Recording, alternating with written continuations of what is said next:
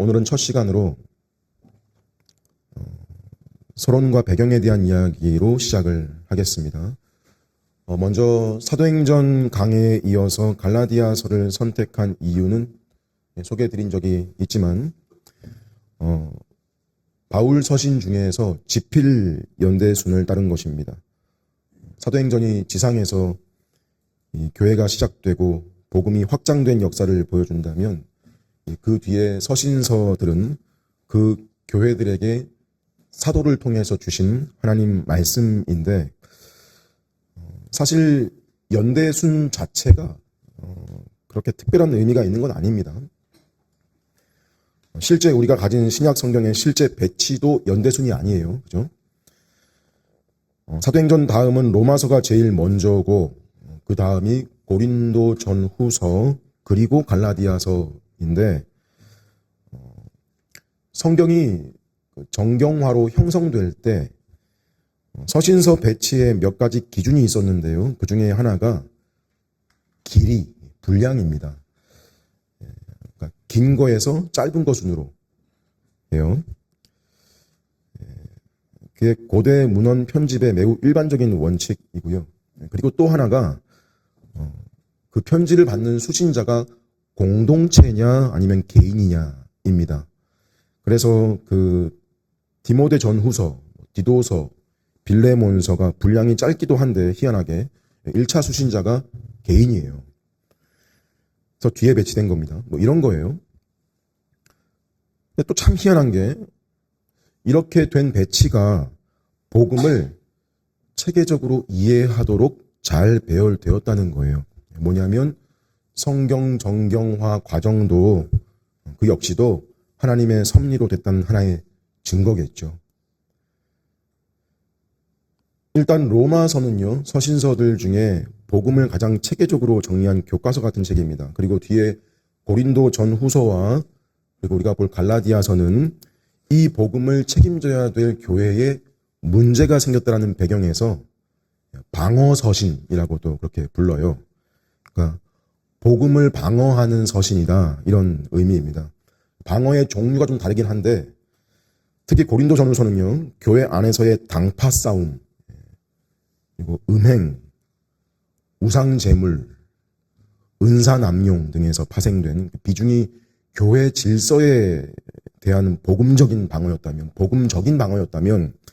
우리가 살필 갈라디아서는요, 복음 자체에 대한 방어였다고 할 수 있습니다. 복음 자체가 공격받은 배경이에요. 그리고 에베소서에서 뭐가 정립되냐면 뒤에 교회론이죠. 하나님의 예정과 구속 계획의 절정이 교회다, 이거예요. 그런 관점으로 교회론을 정립하고, 그리고 빌립보서, 골로새서, 히브리서까지 쭉 이어지면서 신자가 붙들어야 될 복음의 진리 핵심이 뭔지, 또 드러내야 될 덕목들은 뭔지 차례대로 소개해 나가는 구조인 것입니다. 그래서 이 배치가 아주 건전한 거예요. 아주 건전하고 좋습니다.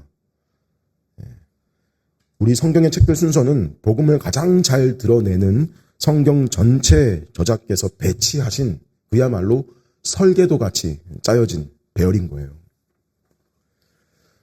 그럼에도 우리 강의 순서를 연대순으로 정한 까닭은 성경의 원 배열이 설계도라면 연대순은 그 설계도의 형성 과정 같은 거예요.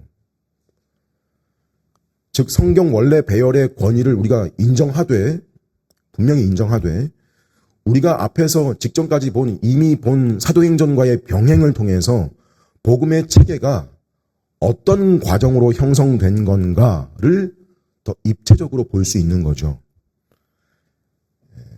로마서를 보면 이미 완성된 로마서에 정리된 기독교 교리를 체계적으로 볼 수 있는데, 갈라디아서를 보면 이 정리가 그냥 된 게 아니라 큰 공격과 방어 속에서 된 것인 줄 보게 돼요. 그러니까 이렇게 볼 때 우리가 좀 더 기대할 수 있는 효과라면, 사도행전에서 바울이 감당해야 했던 배경과 현실이 지금 우리에게도 일어나고 있는 중인 일인 것을 좀 더 실감할 수 있게 됩니다. 이게 우리 보통 역사라고 하는 그 역사에서 얻는 유익이죠. 이것도 중요한 성경의 의도예요. 복음이 퍼져나가는 중에 그 복음이 공격받은 순간을 너희가 똑똑히 봐라. 사도행전에서 너희가 복음이 확장되는 걸 봤었냐? 갈라디아서에서 그 복음이 얼마나 쉽게 변질되는지 봐라. 그러니 너희가 갈라디아서로 돌아와서 그 원래 복음이 뭐였는지를 다시금 분명히 봐라. 이게 사도행전과 갈라디아서의 접점이자 이번 갈라디아 강해 설교의 목표입니다. 사도행전에서 갈라디아서 배경이라면 일단 갈라디아는 바울의 1차 선교 여행지였어요. 그죠? 한 도시를 일컫는 지역명이 명칭이 아니라 그 안에는 비시디아 안디옥, 이고니온, 루스드라, 더베를 일컫는 지역명. 그러니까 이 도시들이 포함되어 있는 갈라디아를 특별히 남갈라디아라고 그래요. 남갈라디아. 그게 사도행전 13장, 14장에 걸쳐 소개됐다가 북갈라디아도 있는데 북갈라디아는 바울이 2차 선교여행 때, 3차 선교여행 때 등등에 거쳐 지나간 걸로 그렇게 보통 설명을 합니다. 그래서 우리가 보고 있는 건 남갈라디아 지역에 있는 교회들에게 이게 13장, 14장에 소개됐다가 15장에 예루살렘에서 공회가 열리는데 AD 49년경 자, 이때는 예루살렘 교회의 대표격인 장로가 주님의 형제 야고보였죠. 우리 사도행전에서 어떻게 봤었냐면 15장 1절에 어떤 사람들이 유대로부터 내려와서 이 구절 기억나세요? 어떤 사람들이 유대로부터 비시디아 안디옥으로 수리아 안디옥으로 와서 이런 의미였어요. 시기적으로는 바울이 바나바와 함께 1차 선교여행 마치고 2차 선교여행 시작하기 전 그 사이 기간에 수리아 안디옥 파송교회 지역에 있을 때 어떤 사람들이 유대로부터 그러니까 유대교 출신의 기독교인들인 거죠. 안디옥 교회에 와서 뭘 했냐면 바울이 전한 복음과 다른 복음을 전하고 결국 그 다른 복음 문제로 혼란이 생겨서 예루살렘 공회가 열린 거였죠. 근데 느닷없이 바울서신 보니까 갈라디아서에 2장 12절에 이 수리아 안디옥에서의 이 혼란을 적은 게 나오는데 바울이 당시 이 다른 복음을 전한 자들을 일컬어서 뭐라고 바울이 표현했냐면 야고보에게서 온 어떤 이들이 이런 단서를 기록을 한 거예요. 즉 바울이 갈라디아서 기록할 당시는 바울의 입장에서 그들의 방문이 야고보와 예루살렘에 있는 야고보와 연관이 있을 거라고 생각을 한 거고 근데 막상 사도행전 15장 예루살렘 공의회에서 야고보가 하는 말이 뭐냐 들은즉 우리 가운데 어떤 이들이 우리의 지시도 없이 가서 너희 마음을 괴롭게 하고 혼란하게 한다고 하니 그죠? 갈라디아서 기록 시점이 예루살렘 공의회 이전으로 보이는 하나의 단서인데 중요한 건 바울이 이 내용을 굳이 갈라디아서에 쓴 이유가 뭐냐면 그 유대에서 온 형제들의 사상이 이미 갈라디아 지역의 이 교회들에게 퍼져갔다는 소식을 들었기 때문인 거죠. 즉 이제 막 1차 선교행 마치고 돌아왔는데 그렇게 씨를 뿌린 교회들에게 다른 변질된 씨가 뿌려졌다는 소식을 들으니 그래서 갈라디아서를 쭉 읽어보면 바울의 어조가 뭐냐면요. 뭐랄까요. 젊은 바울의 이 맨 처음 붓을 들고 쓴 서신서의 그 날 것 같은 격정과 긴박함이 시작 인사말에도 담겨 있는 거예요. 오늘 본문이 1절부터 5절까지가 바울 서신의 전형적인 틀에서 인사말에 해당되는데 보통 인사말에는요 바울이 편지를 보내는 사람 또 수신자 그들에 대해서 칭찬하는 말이나 하나님께 감사하는 말 또 그들을 축복하는 말 이런 거예요. 은혜와 평강이 있기를 이런 말이 담겨요. 여기도 그런 게 있어요. 1절 끝과 2절 시작 보시면 사도 바울은 함께 있는 모든 형제들과 더불어 지금 바울이 함께 있는 형제들과 함께 갈라디아 교회에 인사하는 거예요. 누구에게? 갈라디아 여러 교회들에게. 그죠? 잠깐 여기서 뭘 엿볼 수 있냐면 갈라디아 지역에 여러 개별 교회들이 존재했고 갈라디아 교회라고 한 교회가 있었던 게 아니라 그 지역에 여러 개별 교회들이 있었고 이 편지가 회람 편지라는 거. 뭐예요? 갈라디아 교회들이 서로 돌려보게 될 편지라는 거. 그리고 3절에 은혜와 평강이 있기를 원한다. 자, 근데 이 갈라디아서의 인사말이 왠지 다른 서신서들의 인사말과 느낌이 좀 다른 게 일단 빠진 게 있기 때문입니다. 여기에는 감사의 말이 없어요. 내가 너희로 인해 하나님께 감사한다. 이런 게 없어요. 찾아보세요. 없어요.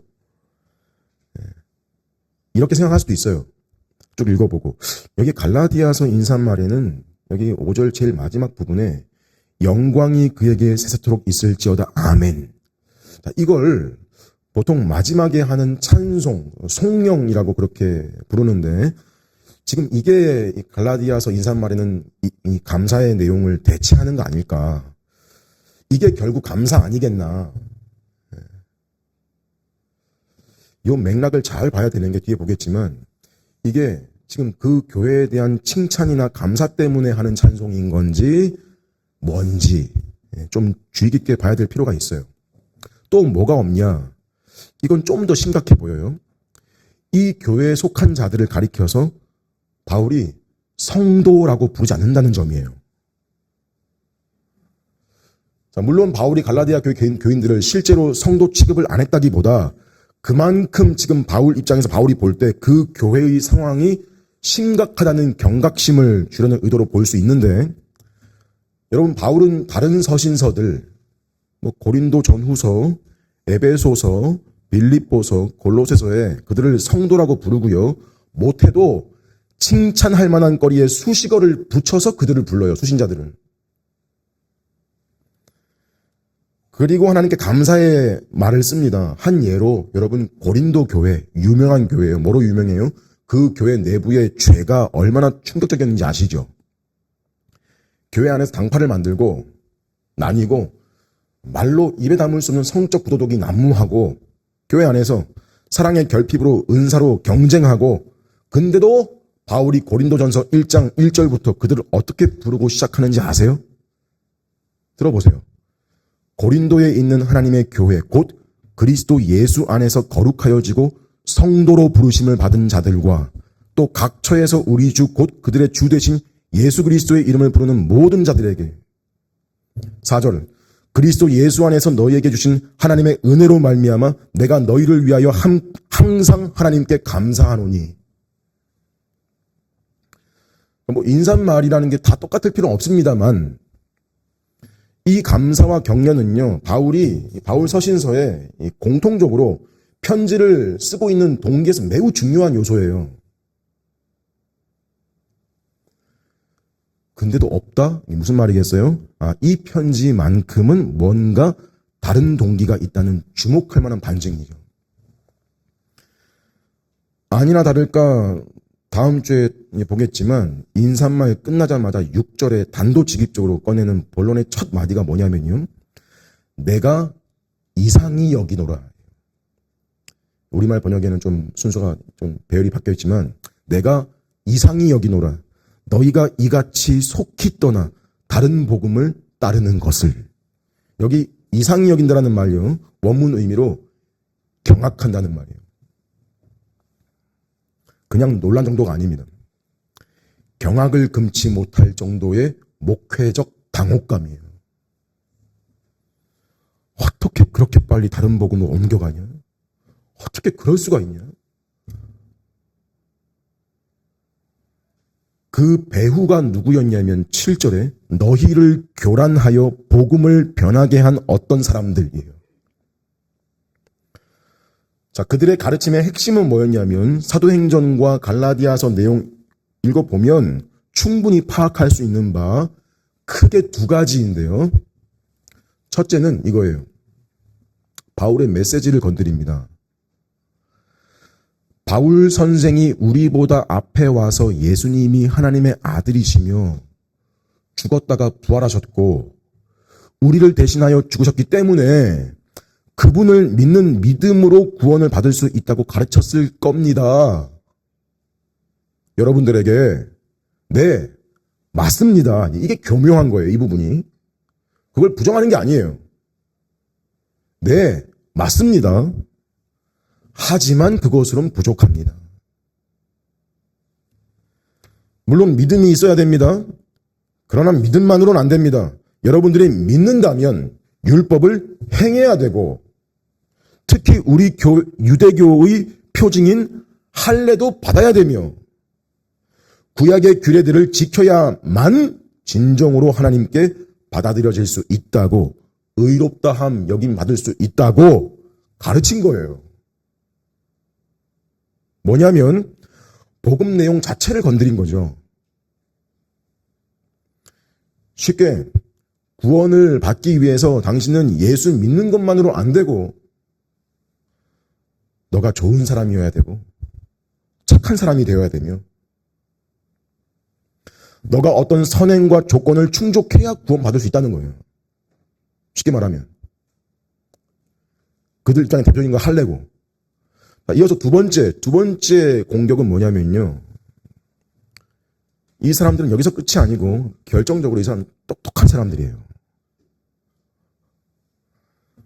뭘 건드려요? 전하는 자의 권위 문제를 건드립니다. 여러분 사람의 귀라는 게 얼마나 얄팍하고 단순하냐면요. 그 사람에 대해서 어떤 편견이나 어떤 이 부정적인 선입견 같은 게 한번 생겨버리면 그 사람의 말이 아무리 객관적으로 사실이어도요. 뭔가 믿업지 못함을 가지고 듣게 돼요. 그게 인간 귀예요.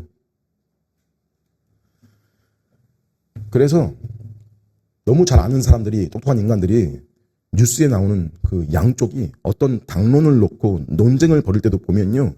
그 내용 자체로 논쟁하는 게 아니에요. 거의. 별로 없고 그 사람을 건드려요.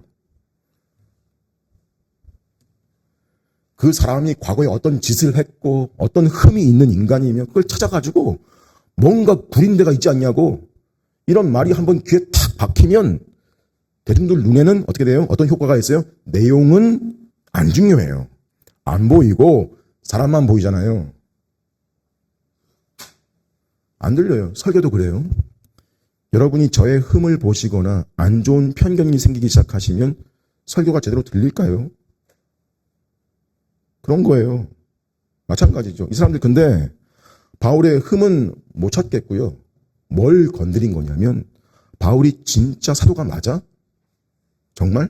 맞는 거야? 이걸 문제 삼아요. 바울 예수님의 직접적인 제자도 아니었잖아. 근데 왜? 정통성에 있어서 진짜 제자들에 비해서 아무래도 수준이 좀 떨어지지 않겠어? 근데 그에 비해서 우리는 유대에서 온 우리는 진짜 사도들의 근간을 둔 예루살렘에서 온 사람들이야. 자, 이렇게 들으면요, 여러분. 이제 막 시작한 어린 갈라디아 교회 사람들이 어땠겠어요?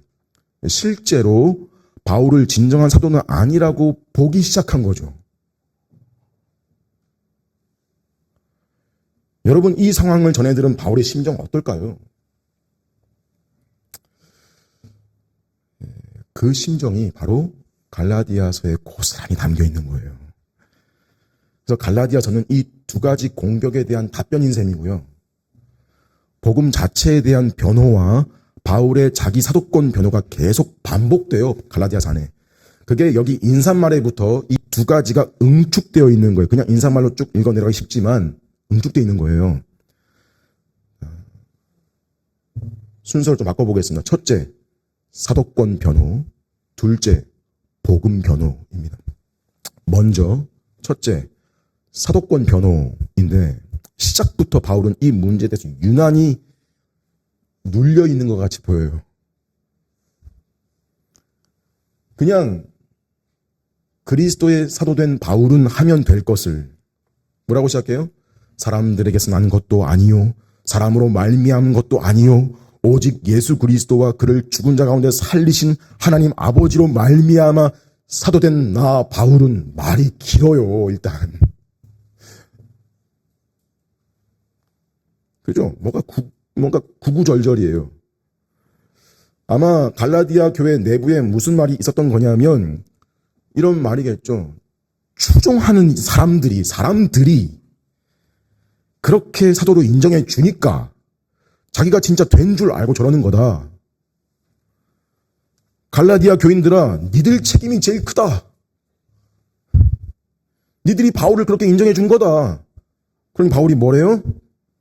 사람들에게서 난 것도 아니요 사람으로 말미암은 게 아니다. 그죠?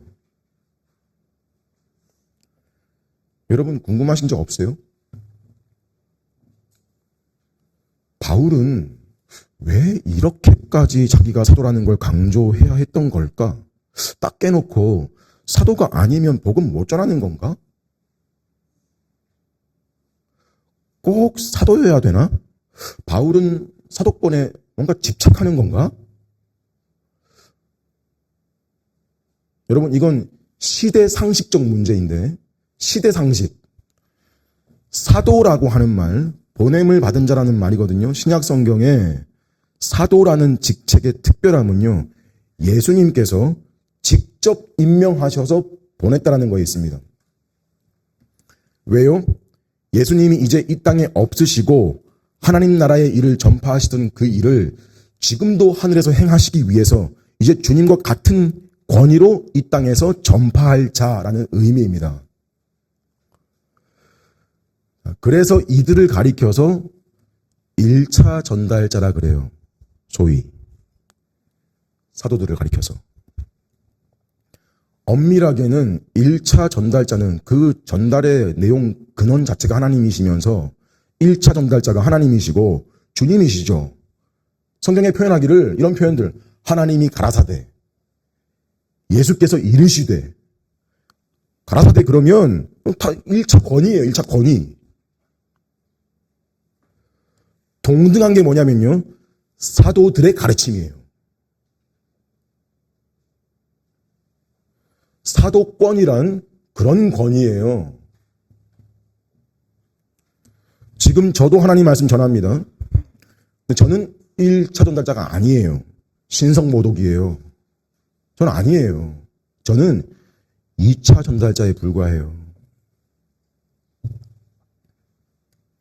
무슨 말이냐면 쉽게 직접 받은 게 아니에요.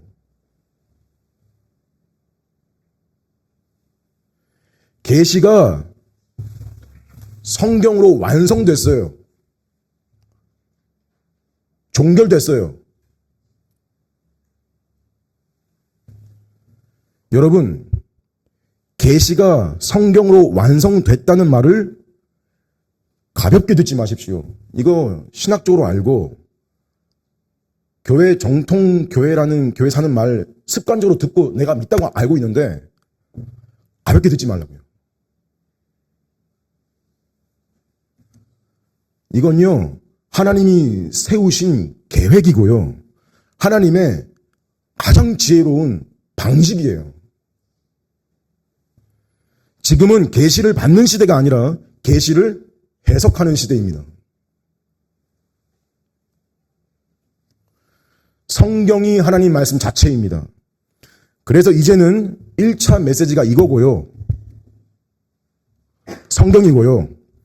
제가 이걸 해석해서 여러분들에게 전달합니다. 저의 해석이 성경의 저자의 의도와 동일하면 그건 진리예요. 그럼 여러분은 그 말을 사람의 말로 받지 않고 하나님의 말로 받으셔야 돼요. 근데 제가 바르게 해석하지 않으면 이 자리에서 그건 아무것도 아닌 자기 주장, 일장 연설에 불과해요. 저는 사도가 아닙니다. 저뿐만이 아니라 지금 시대에 어느 누구도 그 어떤 직분도 바울처럼 자기가 사도다라고 할 수 있는 게 아닌 문제라고요. 아니에요.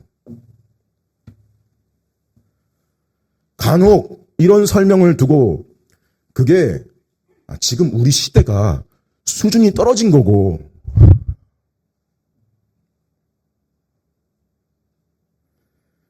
병 고치는 능력도 없고 이 시대에는 인정해주지 말라 그러고 막 정통이라는 데가 계시는 더 퇴보됐고 더 낙후된 게 아니라 하나님이 우리에게 성경을 주셨다고요. 계시의 후퇴가 아니라 점진이고 완성이라고요. 능력의 퇴보가 아니라 이거 진정한 능력이 뭐야? 병 고치는 거야? 진정한 능력이 뭐야? 성경이 말하는 게 정말 그거야? 이제 병 걸리면 능력은 병 걸리면 일반 은총으로 병원 가고 네 현실에서 사랑, 온유, 충성, 절제, 화해하려고 하는 화평하려고 하고 오래 참음 그게 능력인 걸 정말 보라는 거예요. 그거 안 되고 안 하잖아요. 살면서. 그걸 능력으로 쳐주질 않아요. 여러분 천국 가면 거기서 병 고치겠어요? 천국에서? 천국에서 병 고칠 일이 뭐가 있어요? 없어요. 병이 없어요. 천국에서는 거기 있는 사람들이 다 기쁘고요. 다 사랑하는 거예요. 그래서 지금 이 시대는요, 성경 시대는 그걸 미리 연습하는 데예요. 미리 경험하는 시대라고요. 그게 우리의 수준이에요. 우리는 성경 통해서 구약과 신약을 보고 하나님의 경륜 전체를 봅니다. 구약을 신약에 비춰보고요. 신약을 구약의 근거에서 보고요. 오실 그리스도, 이미 오신 그리스도, 다시 오실 그리스도를 바라보면서 교회의 시대를 누리고 있는 수준이에요. 그게 우리예요. 그러니 이 시대에 이 직접 타령하는 것은 하나님의 구속 경륜을 오해한 것이거나 다른 영에 의한 것일 위험성이 큽니다. 일반적인 게 아니고요. 위험한 거라고요. 바울이 사도권을 주장하는 건 지금 우리에게 너희도 그렇게 사도권 가질 수 있다는 모범을 보여주는 게 아니라고요. 다시 강조드립니다. 오늘날 말씀 전하는 사역은 전부 2차 전달자입니다. 그런데 바울은요, 2차 전달이 아니라 그는 직접 받은 거예요. 이것은 내가 주께 받은 것이니. 그러니까 당시 바울에게 사도가 아니라고 하는 건 무슨 말인 거냐면 이런 말이 되는 거예요. 그건 바울 그의 인간적인 해석일 뿐이지 진리는 아니다라는 말이 되는 거고요. 바울 입장에서 내가 사도다라고 강조 말하는 건 자기 자리를 지키려고 하는 열등감이 아니라 복음의 권위를 지키는 거예요. 이건 내 해석이 아니라 진리다. 바울이요. 진리를 직접 받아서 전하는 것이니 너희가 내가 전하는 이 말을 이대로 받지 않으면 그건 단지 나를 거절하는 정도가 아니라 하나님을 거절하는 것이다. 그러니 이 두 가지 공격, 바울의 사도권을 공격하고 또 바울이 전한 메시지를 공격하는 게 사실 별개의 두 가지가 아니라 사실 한 가지로 묶여 있는 거예요.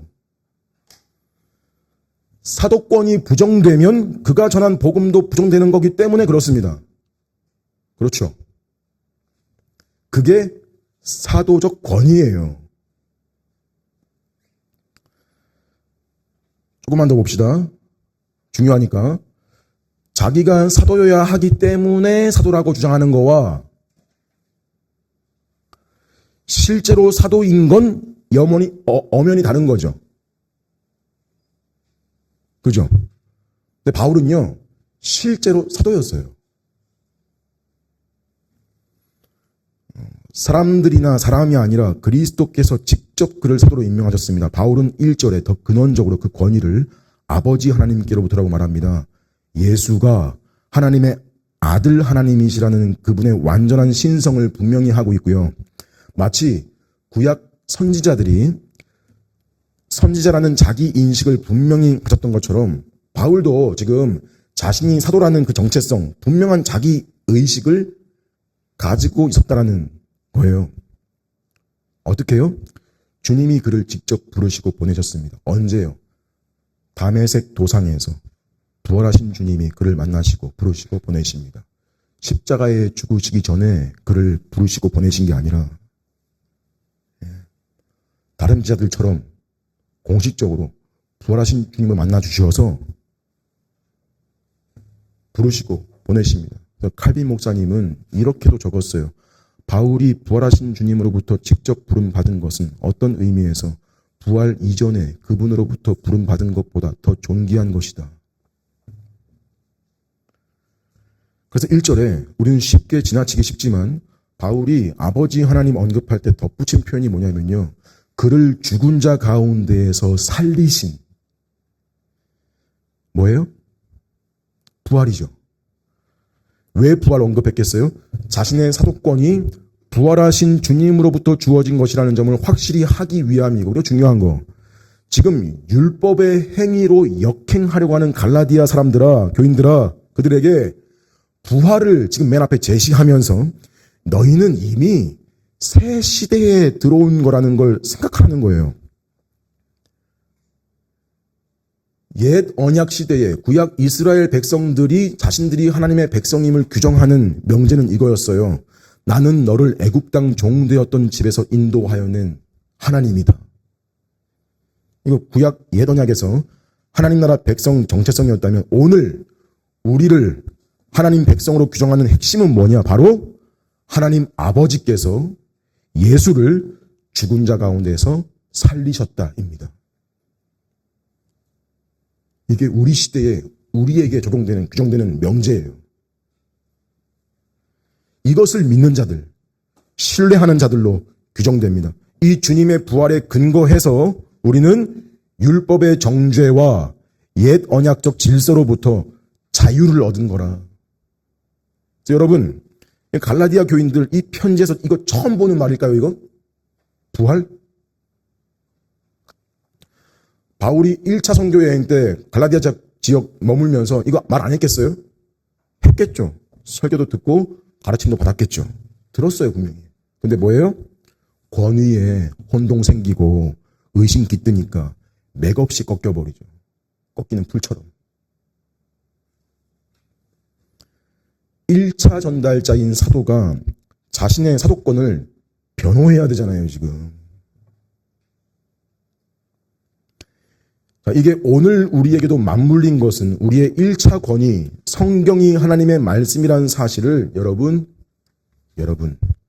그 자체로 믿어야 돼요. 갈라디아 교인들이 바울의 사도권을 믿고 그로부터 전달된 말씀이 진리인 것을 믿어야 했던 것처럼 우리는 성경이 하나님의 말씀이라는 사실을 일단 1차적으로 믿어야 돼요.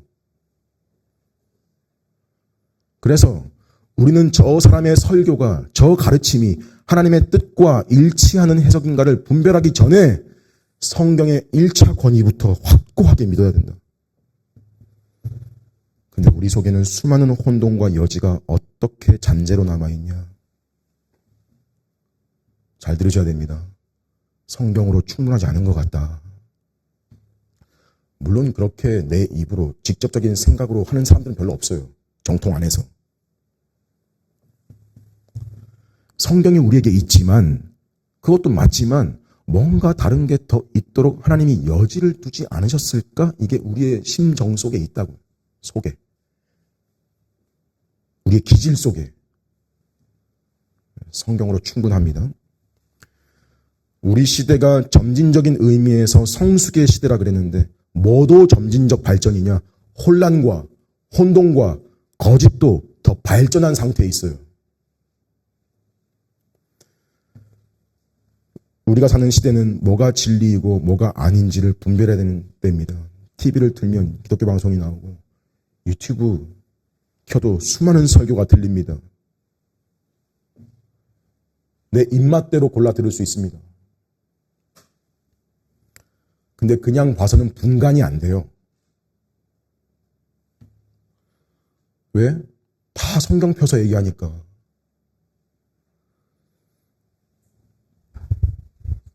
뭐가 맞고 뭐가 틀리고 교묘한 차이를 분별하기 쉽지 않습니다. 바울 입장에서 그러니까 거짓 교사들이 갈라디아 교인들 앞에 딱 나타날 때 딱 보면 아는 복장이라든지 아는 얼굴로 등장하는 게 아니잖아요. 그래서 내가 사도니까 내 말을 들어야 된다 한 것처럼 지금 우리는 이 체계에 맞춰야 되는 거예요.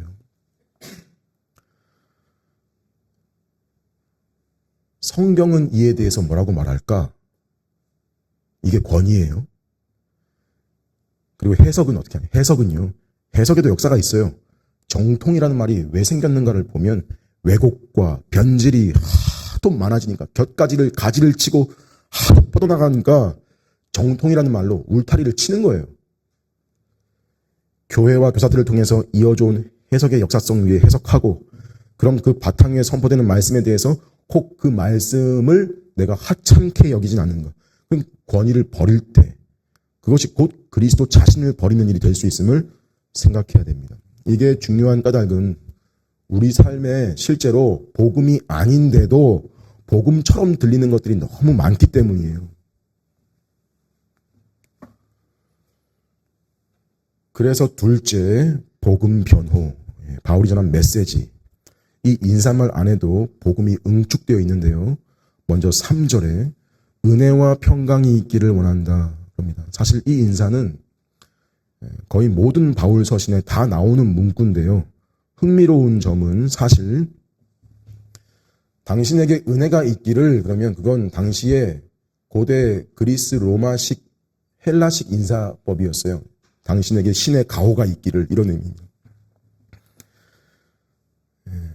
그리고 평강이 있기를 이건 유대인들의 인사법이었어요. 그래서 바울이 너희들에게 은혜와 평강이 있기를 원한다 그러면 이제 헬라인과 유대인들이 함께 교회를 이루고 있는 전체를 향해서 인사하는 것이고 우리 배웠죠. 사도행전에서도. 복음이 서로 다른 사람들 사이에 막힌 담을 허물어 버려서 하나로 만든다라는 의도인 거죠. 이것이 당시 사도가 가졌던 인식이에요. 지식이고. 인종이 다르고 성격도 다르다. 정치 성향도 다르고 스타일도 안 맞는 사람들이 다 복음 안에서 예수 안에서 은혜와 평강이 있을 거라고 실제로 생각한 거예요. 한쪽을 가리키면서 니네는 구원도 못 받은 자들, 하나님께 버림받은 자들 이런 소리를 안 해요. 좀 더 깊이 은혜라는 말을 성경에서 보면 받을 자격 없는 자에게 은혜예요. 받을 자격 없는 자에게 하나님께서 아무 조건과 값 없이 베풀어 주시는 호의와 친절이라는 의미가 은혜입니다. 자, 우리가 그분을 향해서 끝없이 반역하는데도 말이죠. 자, 이게 은혜입니다. 그래서 은혜는 단지 과거 어느 시점에 우리를 구원시킨 어떤 고정된 태도나 우리를 구원한 그 은혜의 어떤 확인 정도가 아니라 오히려 살아 움직이는 역동적인 능력이에요. 뭐가요? 은혜가요.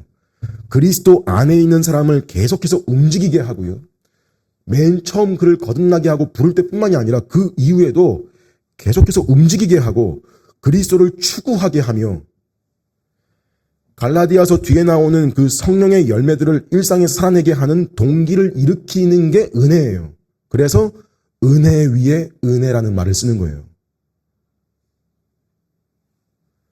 이걸 비는 인사가 은혜가 있기를 이에요.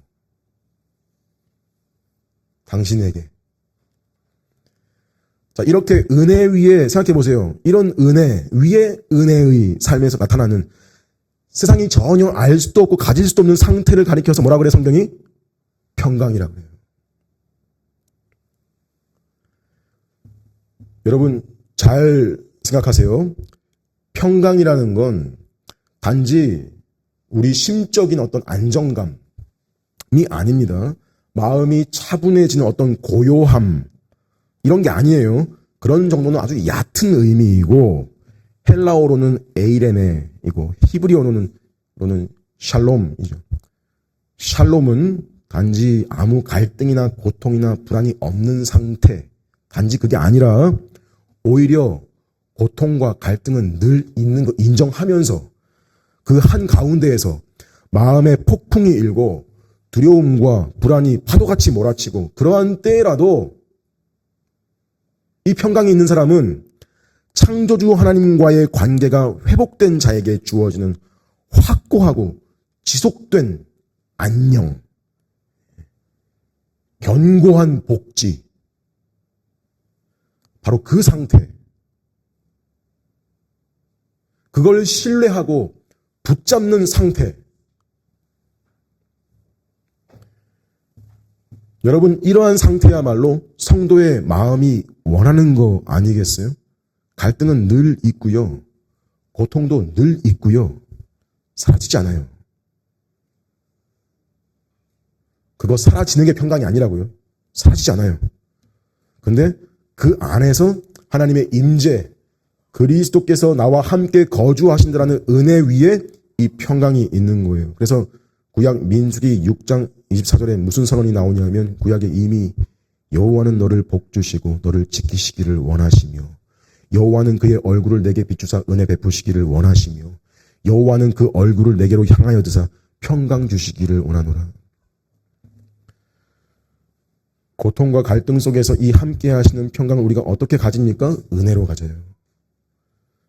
성경에서 이 평강은 모든 사람에게 주어지거나 나눠주는 거라고 말하지 않습니다. 여러분, 신약은 이 평강이 한 가지 충격적인 사실을 통해서 확정적으로 성취되었다라고 말합니다. 바로 우리 구주의 죽으심과 장사되심과 부활이에요. 로마서 5장 1절 말씀에, 그러므로 우리가 믿음으로 의롭다 하심을 받았으니 우리 주 예수 그리스도로 말미암아 하나님과 화평을 누리자. 그죠? 이 평강은 그래서 단지 더 나은 삶에서 여러분들의 현실 삶에 더 많은 편안함이나 더 많은 것을 누린다고 오는 게 아니고, 이 평강은 우리가 믿음의 시선을 그리스도, 우리 주 예수님께 고정하기 시작할 때 오는 거예요. 그래서 바로 이어서 4절에 그리스도께서 하나님 곧 우리 아버지의 뜻을 따라 이 악한 세대에서 우리를 건지시려고 우리 죄를 대속하시기 위해 자기 몸을 주셨으니. 우리 같이 한번 4절 읽어보겠습니다. 4절 읽어주십시오. 시작.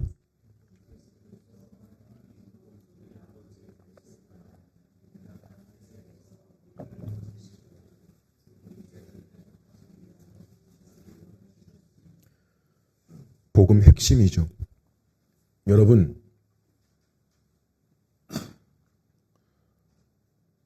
저를 보십시오. 여기서 기본 전제는요, 우리가 구원자가 필요한 존재라는 사실입니다. 사람이 이거 인정하는 게 거의 기적입니다. 우리는 구원자가 필요한 존재들입니다. 그럼 그 구원자는 나를 구하기 위해서 어떻게 하는 존재냐? 쉽게 말해서 자기가 대신 당하는 존재예요. 자기 몸을 주는 거죠. 그럼 대신 당하기만 하면 무슨 구원자냐? 그분은 부활하십니다. 여러분, 유교의 공자가 인간과 세상의 구원자가 될 수 있을까요? 공자 자신이 이렇게 말할 겁니다. 그렇게 말했고요. 나는 길을 알려주는 자다. 너 자신의 구원은 너가 스스로 이뤄야 된다. 다른 종교 창시자들도 거의 비슷합니다. 스스로 도달하고 너가 스스로 열반해라. 근데 예수님은 단지 교훈을 주러 오신 게 아니라 우리 죄를 대속하고 우리를 건지시려고 오셨습니다. 어떻게 하셨대요? 자기 몸을 주셨으니. 어디로부터 건지셨죠? 악한 세대로부터. 사람들은 착각을 합니다. 자기는 별로 악하지 않대요. 그렇게 생각해요. 악하면 이 세상이 더 더럽고 저 인간이 더 악하지, 자기는 비교적 착한 편이고 자기는 선하다고, 그래서 구원을 생각을 해도 어떻게 생각해요? 착한 나를 이 악에서 구해달라. 그게 일반 생각이죠. 원래 그래요. 그게 죄인의 깊은 본성입니다. 자기를 못 보죠. 어둠이어서 그래요. 재미있는 게, 그래서 진보적인 사람들은 세상의 모든 문제가 보수적인 사람들 때문이라고 생각을 해요. 그래요. 보수 쪽 사람들은요, 세상의 모든 문제가 전부 진보 때문이라고 생각을 해요. 진짜 그래요. 죄다 저런 인간들 때문에 이 세상의 문제가 계속 된다고 생각을 해요. 실제로 그래요. 생각을. 항상 저 사람 때문이라고. 생활 밀착형. 아내가 문제고, 남편이 저래서 문제고, 자식이 문제고, 부모가 문제다. 여러분, 근데요, 진정한 그리스도인들은 이 세상의 문제가 나라고 생각하는 거예요.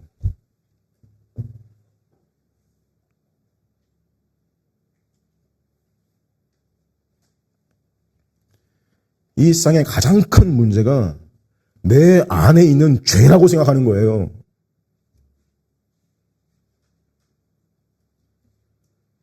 그걸 내가 어찌할 수 없다는 사실을 알게 될 때 그 비참함을 보는 거예요. 너무 인간 스스로 자기한테 비관적인 거 아닌가.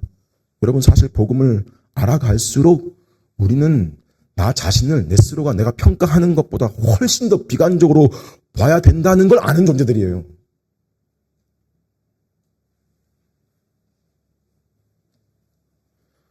복음을 알면 알수록 나는 개선이 필요한 존재가 아니고 구원이 필요한 존재구나. 알게 돼요. 그리고 아무리 하나님이시라 할지라도 이런 나 한 명 구원하시기 위해서는 하나님의 아들을 십자가에 못 박아 죽이시는 방법 말고는 나를 살릴 길이 없었다라는 걸 알아야 돼요. 여러분, 이게 복음이에요.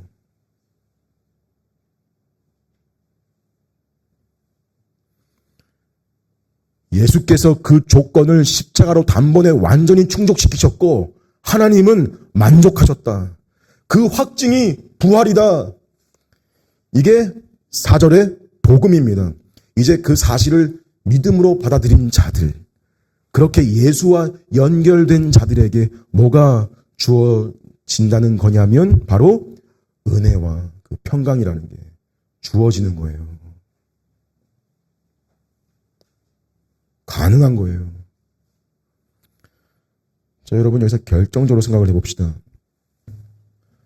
만일 거짓 교사들의 가르친 대로 예수 그리스도를 믿는 믿음 플러스 어떤 행위, 나의 공로, 자, 그 말이 가르침이 맞는 거라면, 그게 진리라면, 그게 복음이라면 무슨 말이 돼버리냐면 예수께서 행하신 일, 이 악한 세대에서 우리를 건지시려고 우리 죄를 대속하려고 자기 몸을 주신 일에 효과가 부족했다는 이야기가 되어버리죠. 맞잖아요. 예수님의 대속의 효력이 불충분한 것이라고 나는 믿는다라는 반증이 되는 논리가 돼요. 제가 어떤 일을 다 마무리하고 마쳤습니다. 근데 어떤 사람이 와서 그 뒷마무리를 더 했다면 무슨 의미인 거예요? 앞에 내가 한 게 부족했다는 말이죠.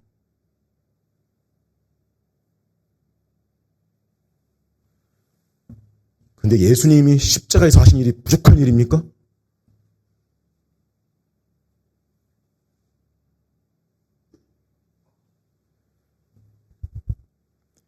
우리는 그저 그분이 십자가에서 이루신 일을 믿음으로 받아들임으로써 완성된 구원을 얻는 것이지, 예수님이 십자가에서 행하신 일이 좀 모자랐기 때문에 우리의 행위로, 우리의 어떤 무언가로 그 모자란 부분을 채워야 되는 게 아니란 말입니다.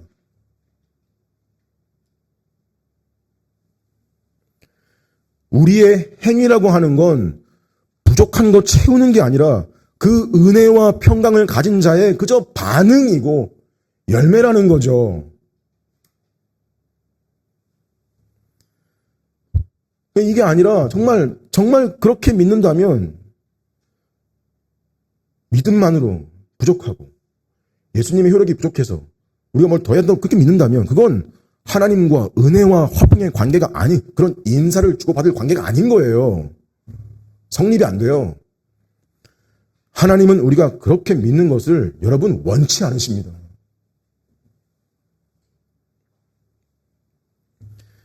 그게 하나님의 설계가 아니기 때문입니다. 아버지는 아들이 이루신 일이 완벽하다고 하시고 만족하셔서 그를 죽음에서 일으키신 것입니다. 그리고 결정적으로 그렇게 믿는 것은요, 영광을 그에게 세세토록 돌리지 못합니다. 왜냐하면 예수님이 행하신 일이 부족했기 때문에 내가 무언가 보태서 구원이 완성된 거라면, 그러면 그 영광은 예수님과 내가 나눠 가져야죠. 영광이 양분돼야 마땅한 거죠. 왜 영광을 그분께만 돌립니까? 나도 했는데. 그렇죠. 그렇게 되면 영광이 그에게 세세토록 있을지어다 아멘 못하는 거예요. 때문에 바울의 이 송영, 영광이 그에게 세세토록 있을지어다 아멘은, 우리의 구원은 오직 그리스도, 그분의 완전한 순종, 그것을 오직 믿음으로 받아들임, 그뿐임을 확신하기에 나오는 찬송이에요. 오직 하나님께만 영광이 그렇게 돌아가야죠. 우리를 흑암에서, 악한 세대에서 건지시는 그 일에 그분이 다 하셨고 그분이 다 이루셨기 때문이다. 그 놀랍고 위대한 일, 우리를 이 악한 세대에서 건지시는 일에 누구도 그 영광을 나눠 가질 자가 없다.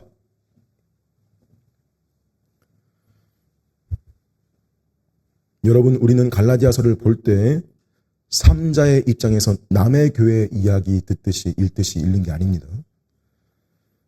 저는 진정 여러분에게도, 우리 교회에게도 우리 하나님 아버지와 그리스도로부터 은혜와 평강이 있기를 원합니다. 바울의 경고를 우리에게 하는 말로 들읍시다. 우리는 쉽게, 너무 쉽게 이렇게 생각합니다. 가령 침례받을 만한 때가 된 것 같은데 고민 중인 자녀들 속에, 마음에, 나는 예수님을 분명히 구주로 모시고 믿는 것 같은데 내가 이래가지고 어떻게 침례를 받아?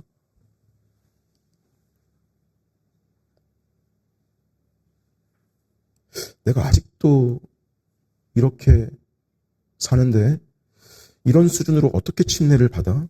부모님이 설명을 해요. 예수님을 믿는다는 건 그런 너를 예수님 때문에 하나님이 받아주셨다는 걸 믿는 거야.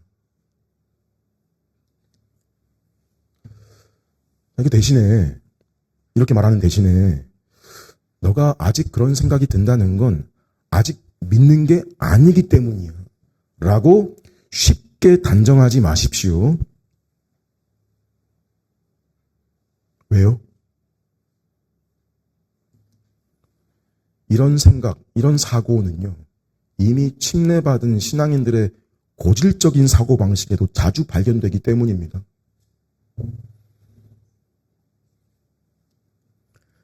내가 하나님을 기쁘시게 할 만한 무언가를 해야 하나님이 나를 받아주실 거다. 내가 좀 더 완전해지고 내가 좀 더 잘해야 하나님이 나를 인정해 주실 거고 받아주실 거다. 내가 이렇게 해야 하나님의 사랑을 입을 만하게 되는 걸 거다. 자, 그러는 순간 아버지의 사랑을 그 자체로서 누리지 못하며 아버지의 의도를 오해하는 것이 됩니다.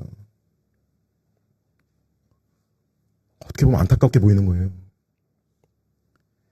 연약해서 그러긴 쉽지만 자녀가 혹 누군가가 그렇게 계속 주장하고 가르치는 거라면 그건 복음을 거짓으로 가르치는 거예요. 앞에 건 자비로우신 아버지의 자비로우심으로 회개와 투쟁 가능성이 있으나 뒤에 건 저주입니다.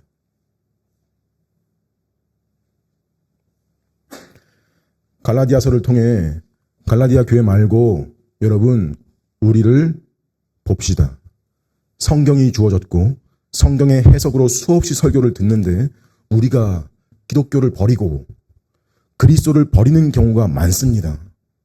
그리스도를 믿는다는 것을 여러분이 주일에 교회에 나오고 예배 참석하는 정도로만 여길 때 또는 예수 믿으면 이 세상에서 잘 되고 복 받는 정도로 여길 때 다 뭐냐면 복음을 훼손시키는 겁니다.